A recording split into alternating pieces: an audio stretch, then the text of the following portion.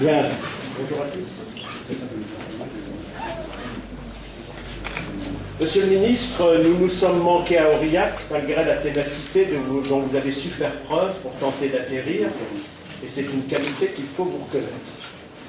Nous nous sommes croisés à Saint-Malo lors du congrès de la FNSEA.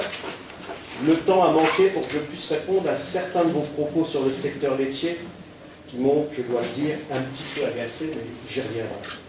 Nous nous retrouvons à la Lande des Roues et je crois que ça va être l'occasion de nous expliquer.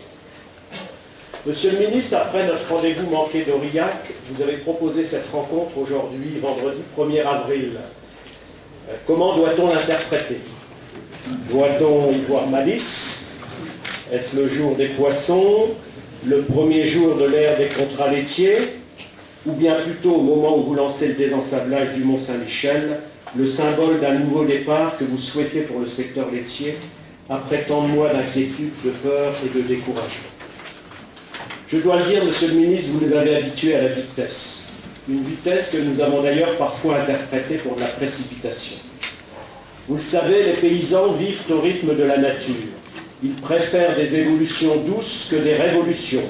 Ils ont besoin de s'imprégner des changements plutôt que de se les faire imposer. Pourtant, j'ai le sentiment que malgré un empressement parfois mal compris, vous nous avez contraints à rentrer dans le concret et à mettre les bouchées doubles.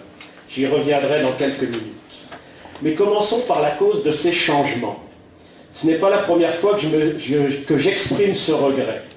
Le secteur laitier européen est entré de plein fouet dans le libéralisme.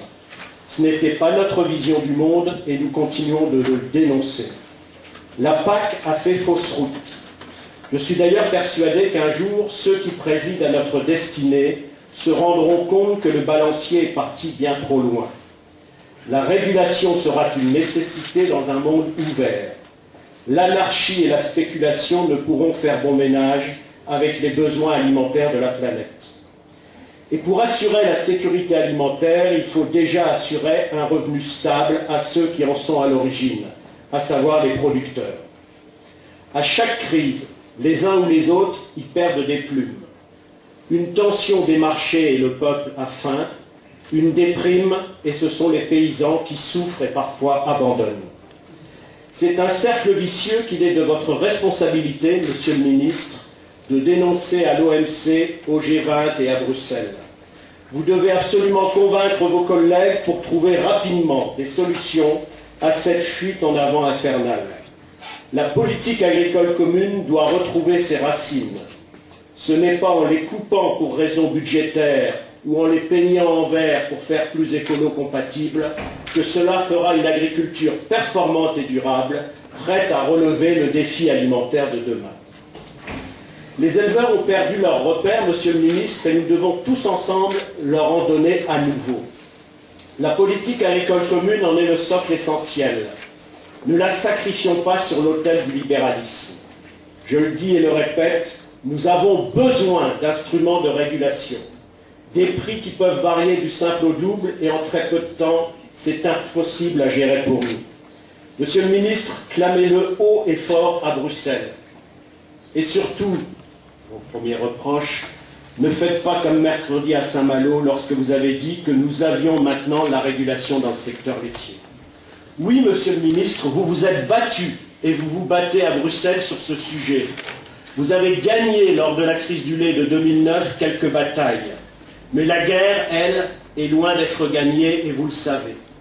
Le papier de la Commission sur la réforme de la PAC est totalement insatisfaisant sur ce sujet. Et la filière ne saura se prendre en charge que si la puissance publique participe à réduire une volatilité qui ces derniers mois est devenue insupportable.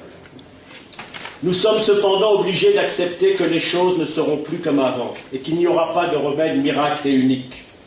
C'est donc avec plusieurs clés que nous devons ouvrir les portes sur un monde qui ne sera jamais parfait, mais qui doit permettre d'assurer un avenir aux producteurs et à la filière laitière française, et ainsi leur permettre de relever les défis que Dacian Cioloș a mis en avant dans sa communication sur la PAC 2020.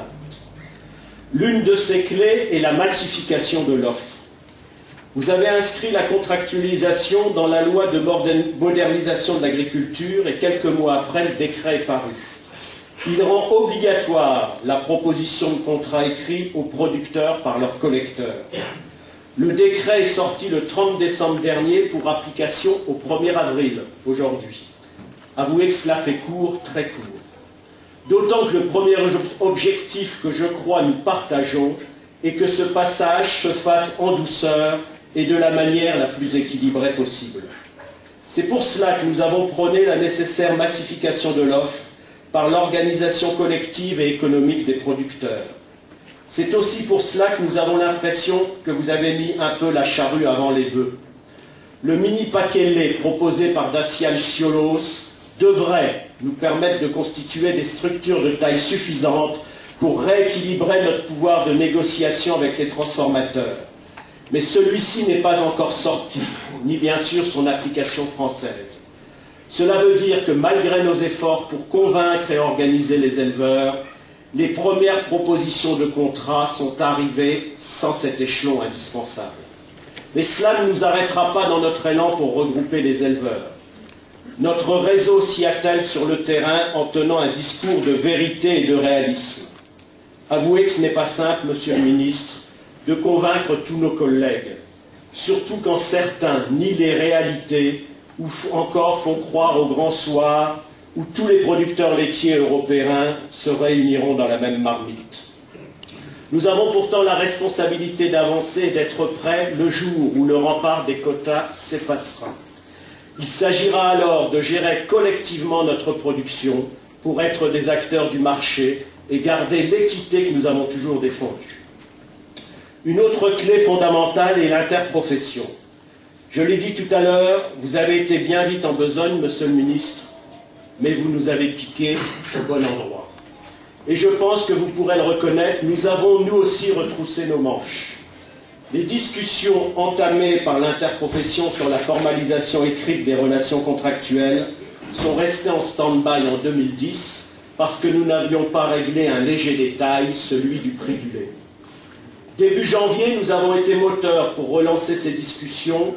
En à peine 2 mois, nous avons sorti notre guide des bonnes pratiques contractuelles. Pas mal, n'est-ce pas, Monsieur le Ministre, vous qui êtes un spécialiste du pas de course. Écrire une vision partagée de ce que doit constituer la relation entre les producteurs et les transformateurs n'est pourtant pas une chose aisée. Et d'ailleurs, nous n'avons pas la prétention de croire que notre guide des bonnes pratiques est exhaustif.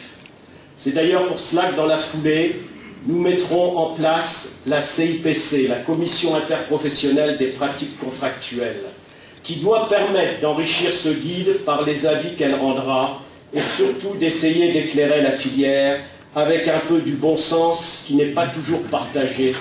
Nous le voyons ces jours-ci. Nous espérons en tout cas que ce guide et cette commission seront de nature à faciliter les négociations sur les contrats. Monsieur le ministre, cela vous fera plaisir, j'ai envie de faire ici un plaidoyer pour les contrats, mais pas n'importe quel contrat. Dans un univers sans règles et sans lois, c'est toujours le plus fort qui gagne. Alors comment peut-on imaginer, quand on connaît la position des producteurs dans la chaîne alimentaire, défendre les éleveurs en s'opposant à la contractualisation? Je le répète, les contrats ne nous mèneront pas au paradis, mais ils ne nous conduiront pas non plus en enfer. Ils sont cependant indispensables si nous ne voulons pas demain, dans un monde où nous serons moins protégés par l'intervention de la puissance publique, être soumis au bon vouloir de nos acheteurs. Alors ne la refusons pas au risque de nous la faire imposer. Préparons-la en continuant notre travail auprès des producteurs. Préparons-la en les incitant à ne pas signer individuellement dès aujourd'hui. Et soyons convaincants pour leur faire comprendre du devoir absolu de se regrouper pour être plus forts.